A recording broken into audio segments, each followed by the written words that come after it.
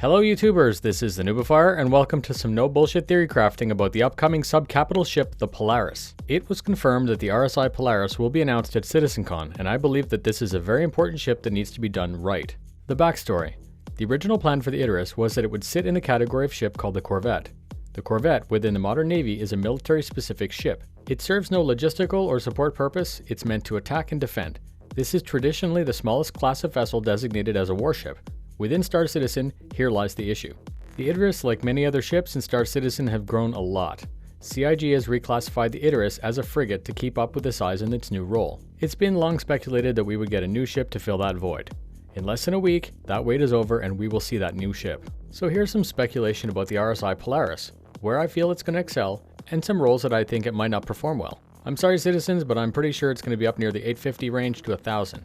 There are tons of threads about people saying, I'm not going to buy this ship if it's over $400. Ladies and gentlemen, when you consider that it's being introduced to fill the void in the fleet left by the Icarus, expect it to be priced accordingly. I think it's perfectly fine for the price to be set that high, and this is going to be a lot of ship. The price may reduce the frequency of encountering it in the verse. It'll also keep the price versus value in check with the other ships. The last thing I think we need is millions of citizens flying around in Corvettes. If everyone had a Polaris, the universe would be a really awkward place to navigate. I can't see it being sold as an ultra-limited sale like the Icarus or Javelin. That's my hope anyways. And because it's a military militia-specific ship, I see its role set to patrol, attack, and defend. I feel that it's going to focus very far away from the specialized game mechanics that the other ships are supposed to do well. Think about the idea of crew teamwork, but expand it to fleet teamwork. Ships have roles, and I think it's fairly plain to see that you're going to need a composite fleet to achieve your goals. So with that said, I don't think the Rsi Polaris is going to excel at any of the following. Solo ship exploration, solo anything for that matter, scanning for intelligence or industry, carrying cargo, operating as a storefront, performing basic salvage, functioning as a workshop, operating as an org-based ship, mapping jump points, performing electronic warfare, providing logistical support, and I don't think it's going to be a very good boarding platform or even a particularly good troop carrier. Now wait, that sounds totally horrible. But the silver lining is that it's going to be a very great escort ship for large ships such as the Icarus or Javelin. The Polaris will be quicker and more agile than either of those two, and because of its role, I would expect some seriously effective shielding and armor. I would expect to see interlocking angles covered by all the turrets, and I would love to see it have some large forward-firing fixed weapons for the pilot. Think about a militarized Connie but without the cargo bay. The Retaliator generates all of its firepower from the torpedoes in its turrets. That makes total sense because of its role as a bomber. It would be a lost opportunity if the Polaris pilot was basically a bus driver. A death bus, but a bus nonetheless. I say that because the civilian transport Connie has 4 size 5 as its complement. Then anything less than 4 size 6 or perhaps 2 size 7s would be really disappointing on the Polaris. I can totally see it having some small missiles to deal with the fighters, but because of its role, torpedoes are probably going to be limited or missing altogether. Let's leave that capability to the rest of the bombers. The physical layout and appearance are going to be a hard thing to predict. It could be larger than a Carrack, but with its specific role, there's no actual need for it to be large just to be capable. Let's look at the Terrapin.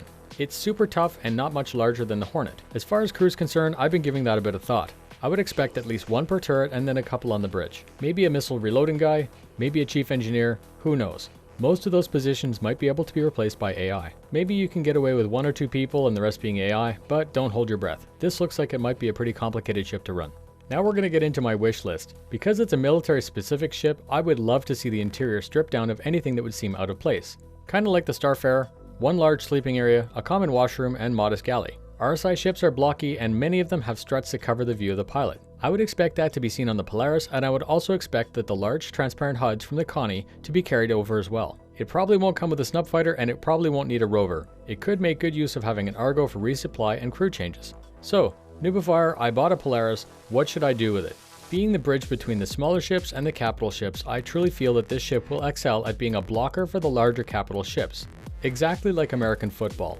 Well-protected players closing with and engaging the enemy at close range. It certainly won't be dogfighting, but it will work well to soak up the hits and provide a nuisance to attacking forces. It can't be the last line of defense, but it's definitely part of a well-planned layered defense plan. If you operate a smaller org, I can really see this replacing the role of the Icarus or the Javelin, just on a much smaller scale.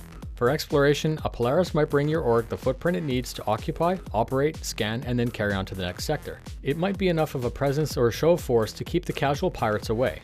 Let's escalate that scenario to 2 or 3 Polarises instead of 1. Unlike a single Icarus, 3 Corvettes could split apart and attack together. It's my belief that several Corvettes would have a higher survivability than a single Icarus, but it all depends on the skill, training, and planning of the org at the helm.